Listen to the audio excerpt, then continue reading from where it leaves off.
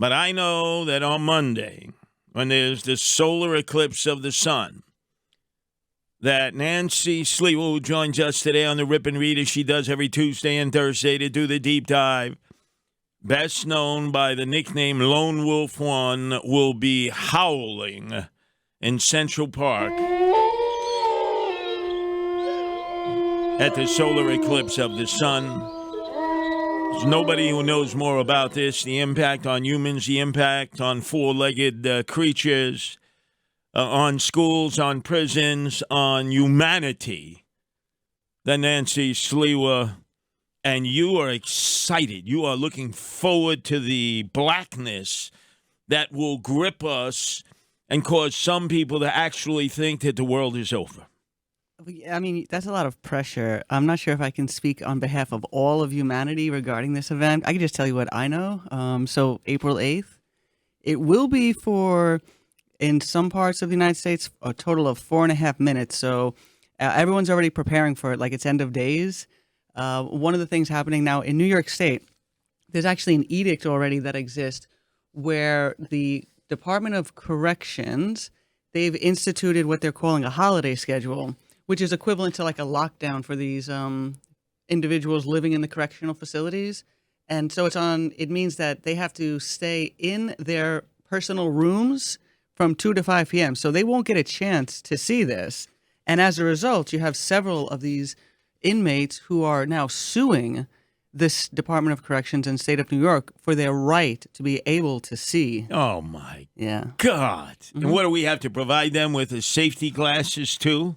Well, everyone who is an inmate is already getting the safety glasses. Well, how about we just let them stare up at the solar eclipse without the glasses if they want to look at it? And let's use them as an experiment to see if it burns the iris out of your eye socket. I'm pretty sure that's illegal. I don't think you can test on people. Well, without what their the hell? consent. Some of them obviously probably should have gotten the death penalty and should have been put in arsenic, old Sparky Sing Sing, but there is no more death penalty, is there? Okay, so enough with the inmates.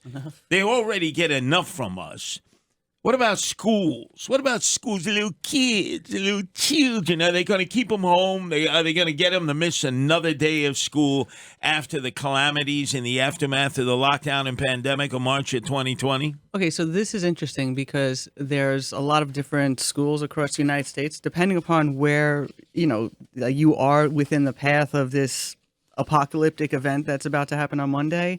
The schools across the nation, some of them have shifted their schedule.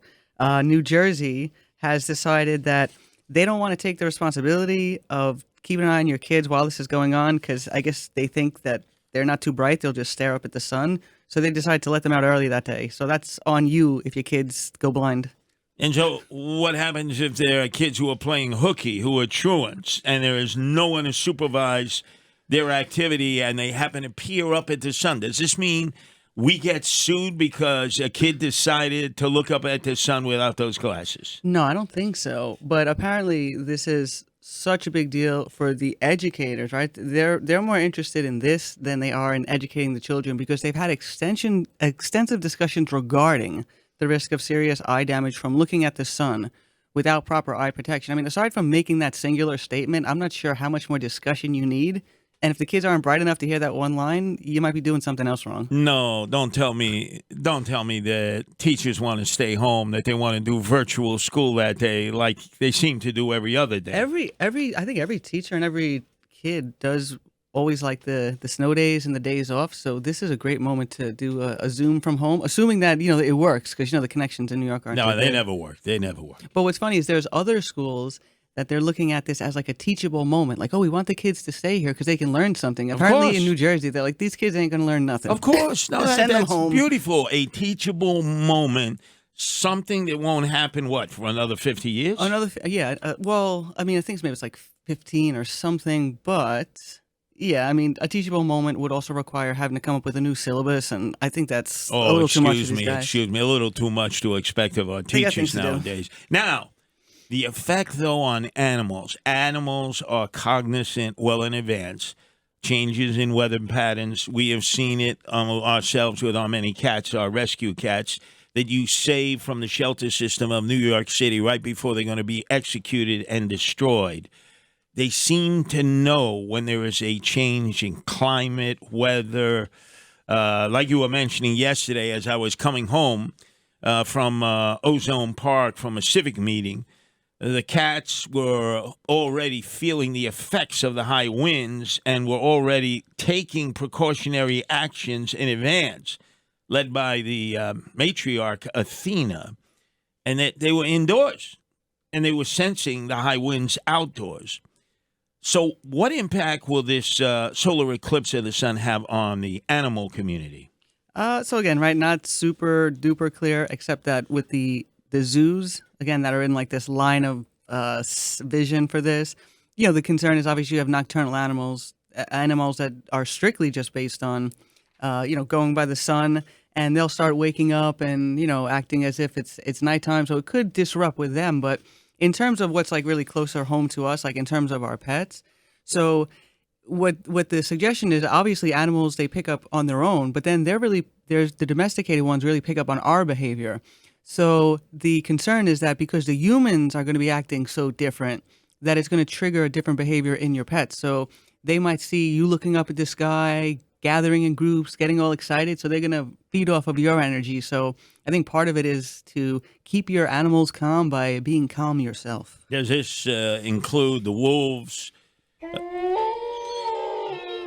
Since you've been known to go into Central Park and bathe to the moon, especially when it's a full moon or it's a blood moon, or in this case, a solar eclipse of the sun.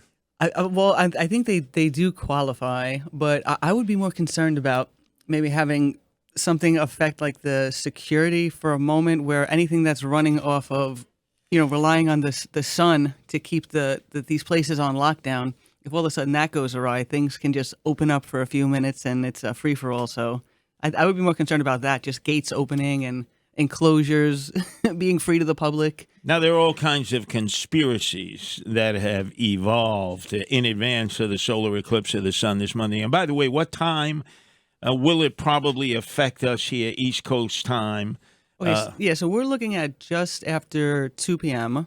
So say between like 2 p.m. to 4:30 is like when it starts and then when it'll finish. So you'll have maybe around 3:15 would be when it's the most, sort of coverage that you can see. So, it'll be very noticeable here in New York where, there'll be like a big cast of a shadow on the city. But if it's cloudy or if it's raining, what, if any, impact will that have? Well, I guess theoretically you don't really see it that much, although, even when it's cloudy, you can see the light behind the cloud. So there's still this element of illumination in the sky, which will be absent, in that event. So, yeah, I'm clearly expressing, like, there's going to be a free-for-all in the subways, probably the streets, maybe stores are getting broken into. I think these are all the things we have to look forward to on Monday. So you think there'll be insurrection, anarchy, a pestilence? If not now, when?